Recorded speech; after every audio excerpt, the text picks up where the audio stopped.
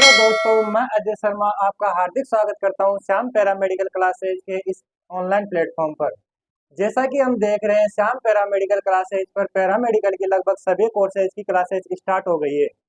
और ECG first year के साथ साथ अब मैंने भी ईसीजी और सेकेंड ईयर की भी ईसीजी क्लासेज स्टार्ट कर दी। आज का जो हमारा लेक्चर रहने वाला है वो फर्स्ट ईयर के साथ साथ सेकेंड ईयर के लिए भी उतना ही कारगर रहेगा, उतना ही लाभदायक रहेगा। तो आज हम बात करेंगे, हमने first year ECG first year के अंदर कंप्लीट कार्डियोलॉजी जो हार्ट का जो चैप्टर था वो पोर्शन कंप्लीट कर लिया है। उसके अलावा हमने इंट्रोडक्शन देख लिया है। कार्डियोलॉजी का वही सेम पोर्शन सेकंड ईयर के लिए भी रहने वाला है।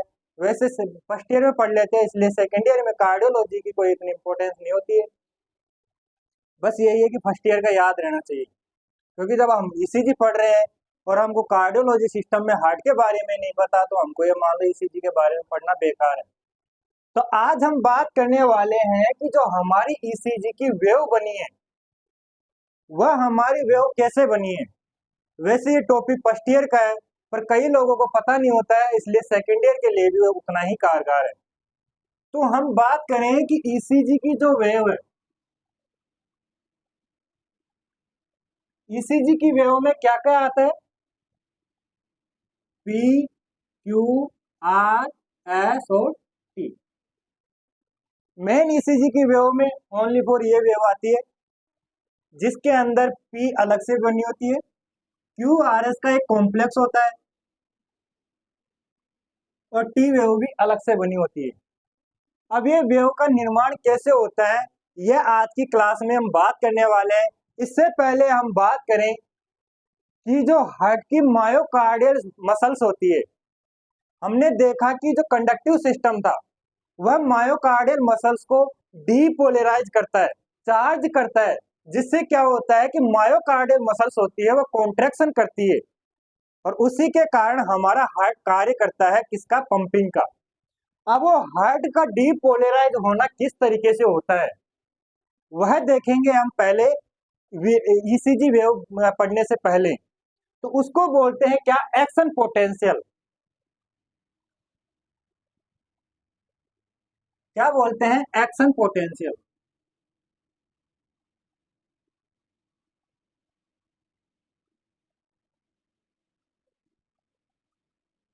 एक्शन पोटेंशियल सभी का होता है, जैसे कोई इलेक्ट्रॉन होता है वह निकलता है उसके लिए भी एक्शन पोटेंशियल होता है, और कोई भी सेल्स कार्य करती है उसके लिए एक्शन पोटेंशियल होता है। हम पढ़ने वाले हैं हार्ट की जो सेल्स होती है उसका एक्शन पोटेंशियल, कि वह किस तरीके से डीपोलराइज होती है, किस तरीके से उसका कार्य स्टार्ट होता है, डीपोलराइज होने की जो प्रक्रिया होती है उसकी वह किस प्रकार से होती है। तो हम बात करने वाले हैं जो मायोकार्डियल मसल्स है, ये ऐसे नोड की जो मसल्स है। पहले हम वो सेल देखें। तो जो हमारी सेल्स होती है वह एक दूसरे से अटैच होती है, एक दूसरे से सेल्स अटैच होती है, और सेल्स के बाहर होता है एक्स्ट्रा सेल्यूलर फ्लूइड और सेल के अंदर भरा होता है इंट्रा सेल्यूलर फ्लूइड। अब हम किसी हमारी बॉडी में सेल्स की बात करें तो हमारी बॉडी में जो इंट्रा सेल्यूलर फ्लूइड होता है, जो हमारी सेल्स का अंदर वाला स्पेस होता है वह होता है नेगेटिव चार्ज, उसका चार्ज होता है नेगेटिव। और जो हमारी एक्स्ट्रा सेल्यूलर मार्ग में पॉजिटिव चार्ज ज्यादा होते हैं, केटाइन ज्यादा होते हैं, इसलिए बाहर होता है पॉजिटिव चार्ज। यह हम एक सेल से स्टार्ट करते हैं, फिर आगे देखते जाते हैं कि जो हमारा हार्ट होता है, कार्डियक की जो लेयर होती है, मायोकार्डियम लेयर, वह एक दूसरे से किस प्रकार से डीपोलराइज होती है और कॉन्ट्रैक्शन करती है। जो हमारे पुरकिंजे फाइबर है, जो कंडक्टिव सिस्टम है, वह हर सेल से अटैच नहीं होते हैं, वह किसी सेल एक सेल से अटैच होंगे, उसके आसपास की बहुत सारी सेल से उसी सेल से डीपोलराइज हो जाएगी। और ऐसे नोड के अंदर भी कुछ एक दो पांच सेल डीपोलराइज होती है और उसी के कारण पूरा ऐसे नोड इलेक्ट्रिसिटी जनरेट करता है, डीपोलराइज होता है, वह उसकी प्रक्रिया भी उसी तरीके से होती है। तो हम बात करें इसकी चार्ज की, तो इसका जो इंट्रासेल्युलर फ्लूइड का चार्ज होता है वह होता है 19 माइनस के 19 मिली वोल्ट। क्या होता है? माइनस के 19 मिली वोल्ट। ठीक है, इस पर ये रेस्ट अवस्था में होता है। ये जो पोटेंशियल है ये रेस्ट अवस्था का है। इस टाइम ये बिल्कुल रिलैक्स है, कोई भी काम नहीं कर रही। अब ग्राफ के अंदर समझें तो ग्राफ में माइनस का 19 मिली वोल्ट। अब इसका डीपोलराइज कैसे स्टार्ट होता है? डीपोलराइजेशन होता है वह किस प्रकार से स्टार्ट होता है? कुछ हाँ, अगर हम ऐसे नोड या एवी नोड की बात करें तो इसके अंदर आते हैं कैल्शियम कैटाइन, और अगर अदर सेल्स की बात करें तो उसमें आते हैं सोडियम के कैटाइन। कैटाइन का मतलब होता है पॉजिटिव चार्ज। अब सम कैटाइन्स इसके अंदर एंटर करते हैं। किसके अंदर? जो हमारी सेल्स होती है उसके अंदर एंटर करते हैं। एंटर करते ही जो ये नेगेटिव चार्ज होता है इसको न्यूट्रलाइज करना स्टार्ट कर देते हैं।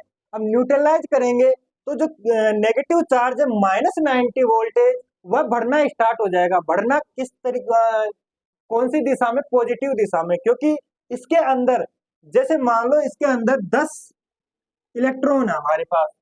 अब 2 कैटायन आ गए तो कितने रह जाएंगे? 8 इलेक्ट्रॉन रह जाएंगे। ठीक है ना? तो इसका चार्ज पॉजिटिव दिशा में बढ़ गया। तो इसका 19 जो मिली वोल्ट था, जो 19 मिली वोल्ट था वह कुछ कैटायन के कारण से न्यूट्रलाइज होगा और ग्राफ किस तरीके किस ओर बढ़ेगा? पॉजिटिव दिशा में। मान लो यहाँ पर माइनस के 18 मिली वोल्ट हो गया, कुछ और कैटायन आए, माइनस का 70 मिली वोल्ट हो गया।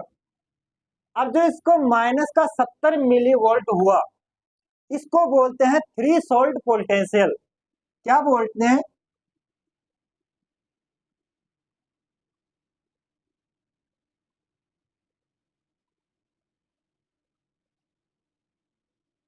Threshold potential. अभी तक जो हमारी सेल्स होती है उसका कोई रेस्पॉन्स नहीं होता है। इसमें कुछ आयन चैनल्स होते हैं। कौन कौन से? Sodium ion channel, potassium ion channel, calcium ion channel. ये चैनल क्या काम करते हैं? जो एनायन या कैटायन होते हैं, जो या मतलब सोडियम आयन है या पोटेशियम आयन है, कैल्शियम आयन है, इनको अंदर बाहर आने में, सेल्स के अंदर आने में या बाहर जाने में हेल्प करते हैं। ठीक है, अब ये चैनल अभी तक क्लोज है। ये चैनल अभी तक क्लोज है। कुछ कैटायन एंटर करे किसके अंदर? सेल्स के अंदर। हमारी सेल्स का जो पोटेंशियल था वो कितना था? माइनस के 19 मिली वोल्ट। अब कुछ कैटायन आए और इसके जो नेगेटिव चार्ज था उसको न्यूट्रलाइज किया। कितना किया? -19 से ले आए -70 मिली वोल्ट तक। अब जो इसका -19 से जो -70 मिली वोल्ट पर आया, माइनस के 70 मिली वोल्ट पर आते ही जो ये इसको बोलते हैं थ्रीशोल्ड पोटेंशियल। इसको माइनस का 70 जो मिली वोल्ट है इसको बोलते हैं थ्रीशोल्ड पोटेंशियल। थ्रीशोल्ड पोटेंशियल में क्या होता है? जो इसका सोडियम का आयन गेटेड चैनल होता है, जो सोडियम आयन गेटेड चैनल होता है, जो सोडियम का गेट होता है इसका, वह ओपन हो जाता है।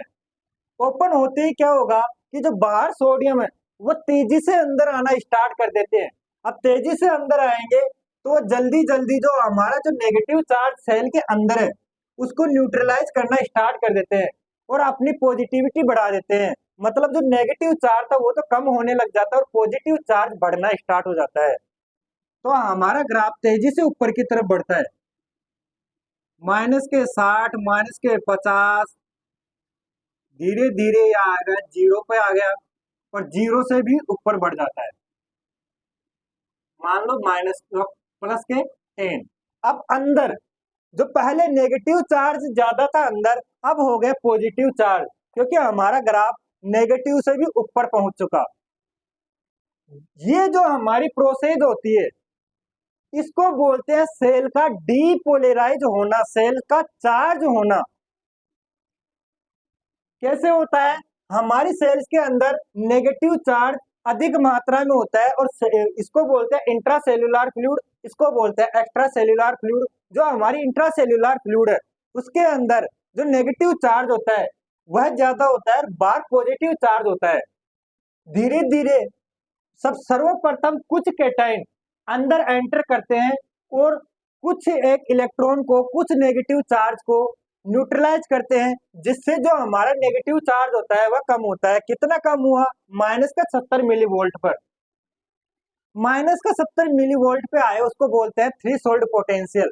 यह एक ऐसा चार्ज होता है जो अभी रिसेंट में जो हमारी हीरो की मोटरसाइकिल चल रही है उसके अंदर हम देखें कि जो 1 से 1.5 लीटर तेल उसके अंदर किसी काम का नहीं होता है, क्योंकि उसके अंदर एक मोटर लगी होती है। जब तक वो मोटर पेट्रोल के अंदर डूबेगी नहीं तब तक हमारी मोटरसाइकिल स्टार्ट नहीं होगी। इसी तरह जो हमारा थ्रेशोल्ड पोटेंशियल से नीचे वाला पोटेंशियल है वह भी कार्य करता है कि जब तक हम इसको -90 से -70 तक नहीं लाएंगे तब तक कोई भी आयन गेटेड चैनल होता है हमारा वह ओपन नहीं होगा।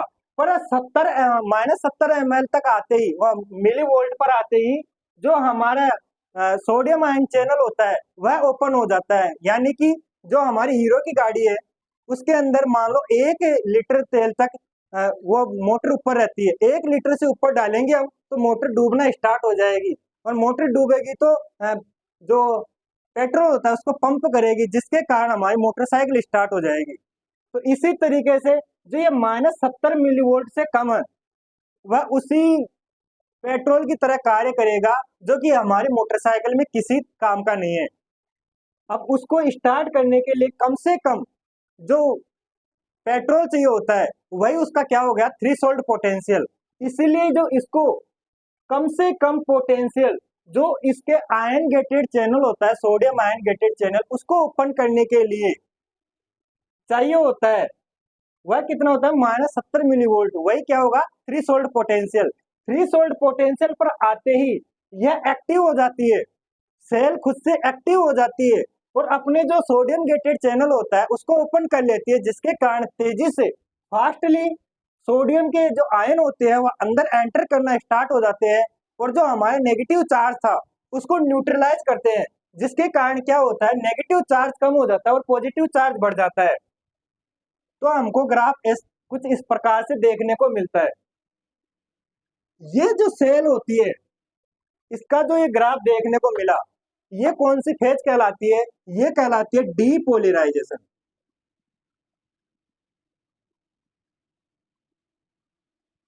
डीपोलराइजेशन।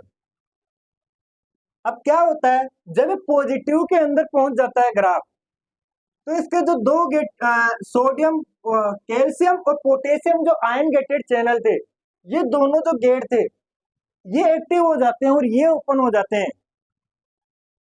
जो पोटेशियम का और कैल्शियम का जो गेट है, आयन चैनल गेट होता है, ये ओपन हो जाते हैं।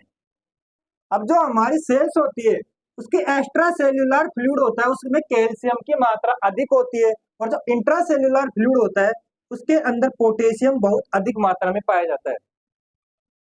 अब इन गेट के ओपन होने से जो हमारा पोटेशियम है वो कुछ मात्रा में बाहर जाना स्टार्ट कर देता है। क्या? जब हमारा पोटेशियम का चैनल ओपन हो जाएगा, ओपन दोनों एक साथ होते हैं, परंतु कैल्शियम एंटर करेगा उससे पहले पोटेशियम के जो आयन होते हैं वह बाहर जाना स्टार्ट हो जाते हैं। बाहर जाना स्टार्ट होंगे यानी फिर अंदर से पॉजिटिव चार्ज बाहर जा रहा है तो अंदर पॉजिटिव चार्ज की कमी होना स्टार्ट हो जाएगी और जो हमारा ग्राफ है वह नेगेटिव की तरफ बढ़ेगा, यानी ऊपर से किधर आएगा? नीचे की तरफ आएगा। अब जब ये 0 पर आ जाएगा तो जितने पोटेशियम बाहर जाएंगे उतने ही कैटायन अंदर आएंगे, जितने कैटायन बाहर गए उतने ही अंदर आए। यानी कि जो हमारा पोटेंशियल है वह चेंज नहीं होगा, जो बैलेंस अवस्था में रहेगा। बैलेंस क्यों रहेगा? जितने बाहर जा रहे हैं उतने ही कैटायन अंदर आ रहे हैं, इसलिए हमको ग्राफ कुछ इस प्रकार से देखने को मिलेगा। इसको बोलते हैं प्लेटिव फेज, जिसके अंदर पोटेंशियल का कोई भी डिफरेंस हमको देखने को नहीं मिलता है, इसको बोलते हैं प्लेटिव फेज। अब हमारा जो कैल्शियम का जो चैनल था वह क्लोज हो जाता है और पोटेशियम लगातार बाहर जाते रहते हैं। अब केटाइन कोई भी अंदर नहीं आ रहा, ओनली फॉर केटाइन बाहर निकलते जा रहे हैं, यानी पॉजिटिव चार्ज बाहर निकल रहा है, तो अंदर वापिस जो नेगेटिव चार्ज था उसकी मात्रा अधिक हो जाती है, यानी हमारा ग्राफ होता है वो नेगेटिव की तरफ फास्ट तरीके से बढ़ता है और वापिस जो हमारा 9 मिली वोल्ट था उस पर हमारा ग्राफ आ जाता है। जो ये हमारी ये वाली फेज है इसको बोलते हैं रीपोलराइजेशन।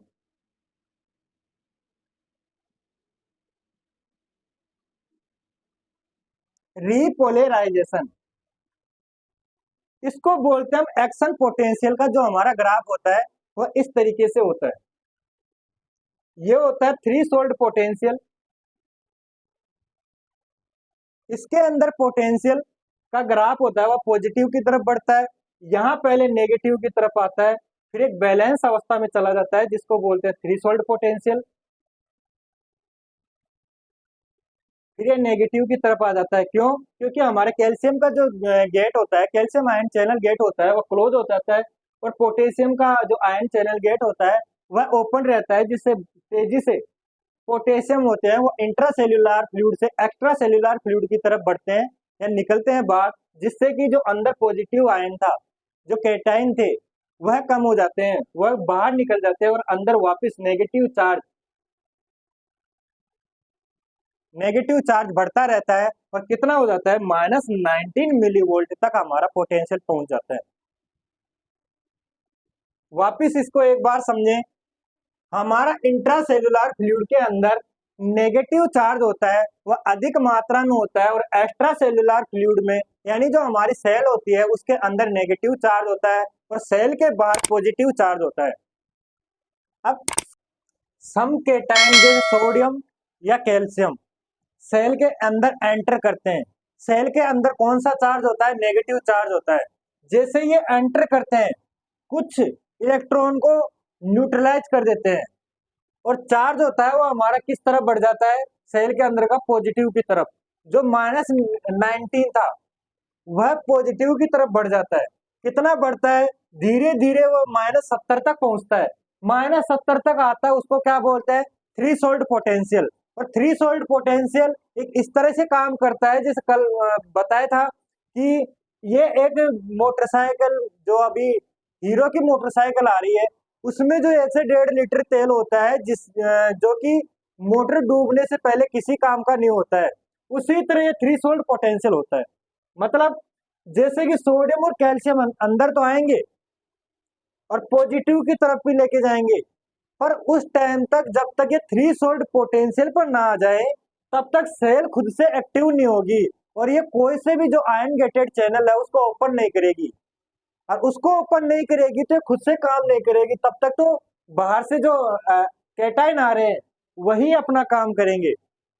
जैसे ये थ्रीशोल्ड पोटेंशियल पर आई ये खुद से एक्टिव हो जाती है और जो सोडियम के चैनल होता है, जो सोडियम का आयन गेटेड चैनल होता है उसको ओपन कर देती है, जिससे क्या होता है सोडियम रेपिडली अंदर एंटर करते हैं। किसके अंदर एंटर करते हैं? सेल के अंदर एंटर करते हैं और सेल के अंदर एंटर करते ही ये फास्टली जो नेगेटिव चार्ज सेल के अंदर उसको बहुत तेजी से न्यूट्रलाइज करती है और हमारा ग्राफ तेजी से ऊपर की तरफ जाता है, जो पॉजिटिव की तरफ बढ़ता जाता है, जैसे -60, -50, 0, 10, 20 पॉजिटिव की तरफ बढ़ता जाता है, पॉजिटिव की तरफ बढ़ता जाएगा। अब जब ये पॉजिटिव में चला जाएगा ग्राफ, पॉजिटिव के अंदर जाते ही क्या होगा, जो इसके पोटेशियम के और जो कैल्शियम के आयन गेटेड चैनल होते हैं ये एक्टिव हो जाते हैं और ये ओपन हो जाते हैं। ये गेट ओपन होते हैं, उसके कारण से क्या होता है कि अंदर जो सेल के अंदर पोटेशियम की मात्रा की ज्यादा होती है और सेल के बाहर तो कैल्शियम की मात्रा ज्यादा होती है। यानी इंट्रा सेल्यूलर फ्लूइड के अंदर पोटेशियम ज्यादा होता है और एक्स्ट्रा सेल्यूलर फ्लूइड के अंदर कैल्शियम ज्यादा होता है। सर्वप्रथम जो पोटेशियम है वह बाहर जाना स्टार्ट हो जाते हैं सेल के अंदर से। अब अंदर से पॉजिटिव चार्ज बाहर जा रहा है, यानी वापस नेगेटिव चार्ज की तरफ बढ़ता जाएगा हमारा ग्राफ, यानी नीचे आएगा। कहां तक आ जाएगा? लगभग जीरो तक आ जाएगा, ये जीरो तक आ जाएगा लगभग। फिर क्या होगा? फिर जो इसके जो कैल्शियम आयन है वह अंदर आना स्टार्ट हो जाएंगे, यानी पोटेशियम कैटायन बाहर जा रहा है, सोडियम कैटायन अंदर आ रहा है। ये उतनी ही मात्रा में बाहर जाएगा जितना कैल्शियम अंदर आएगा। यानी ये पोटेंशियल का डिफरेंस होता है वो जीरो होता है, बैलेंस बना के रखता है। जितने कैटायन बाहर जाएंगे उतने ही कैटायन अंदर आएंगे। तो हमको एक सीधी लाइन देखने को मिलती है। इसको क्या बोला था हमने? फ्लैटिव फेज बोला था। इसको क्या बोला था? इसको फ्लैटिव फेज बोला था। अब जो ये कैल्शियम का आयन गेटेड चैनल होता है, ये हमने बोला कि ये क्लोज हो जाता है। क्लोज होते ही पोटेशियम बाहर जा रहे हैं और रैपिडली बाहर जाते हैं, यानी कि पॉजिटिव चार्ज बाहर जा रहा है। तो हमारा ग्राफ तेजी से किधर की साइड जाएगा? नेगेटिव की तरफ जाएगा। और ये लगभग वापस अपनी जो न्यूट्रल स्थिति थी, कौन सी? -19 मिली वोल्ट वाली, उसी पर आ जाता है। और ये फेज क्या कहलाती है? रीपोलराइजेशन फेज कहलाती है। तो हमने देखा कि सर्वप्रथम हमारे कैल्शियम सोडियम चैनल के ओपन होने से सोडियम अंदर आता है, जिसके कारण जो फेज बनती है वो डीपोलराइजेशन होती है। और फिर प्लेटिव फेज देखने को मिलता है और फिर आती है हमारे पास रीपोलराइजेशन की फेज। अब ये एक सेल, क्या मायोकार्डियल लेयर की एक सेल का हमने देखा कि डीपोलराइजेशन कैसे हुआ। अब जो अलग अलग सेल होती है वह एक दूसरे से अटैच होती है और उनके बीच के अंदर कुछ गैप होता है, उसको बोलते हैं गैप जंक्शन। और इसी गैप जंक्शन के कारण एक सेल दूसरी सेल से अटैच होती है और कुछ आयन या फ्लूइड का आदान प्रदान भी कर सकती है। इसीलिए इसमें कुछ कैटायन आगे वाली सेल के अंदर जाएंगे। अब आगे वाली सेल के अंदर कुछ कैटायन जाएंगे। ये कैटायन क्या करेंगे? ये कैटायन इसको थ्रीशोल्ड पोटेंशियल वाली स्टेज में लेके आएंगे। अब थ्रीशोल्ड पोटेंशियल वाली स्टेज में ले आए तो इसके अंदर भी सोडियम के, पोटेशियम के, कैल्शियम के चैनल होते हैं। थ्रीशोल्ड पोटेंशियल पर आते ही इसके भी जो सोडियम का चैनल होता है वह ओपन हो जाता है और यह भी इसी तरह से काम करने लग जाती है। फिर ये अपने कुछ केटाइन आगे वाली सेल को देंगी, ये आगे वाली सेल को देंगी। इसी प्रकार से एक सेल से दूसरे सेल की ओर केटाइन आगे बढ़ते जाते हैं और पूरी जो मायोकार्डियल लेयर होती है वह डीपोलराइज्ड होती है।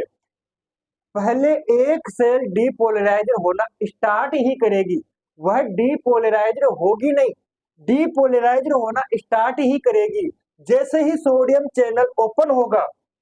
यह आगे वाली सेल को केटायन दे देगी, आगे वाली सेल को भी केटायन दे देगी, यानी इसका डीपोलराइज्ड होना स्टार्ट हुआ है। यह आगे वाली सेल को भी केटायन दे देगी, फिर यह आगे वाली को केटायन प्रोवाइड करवा देगी।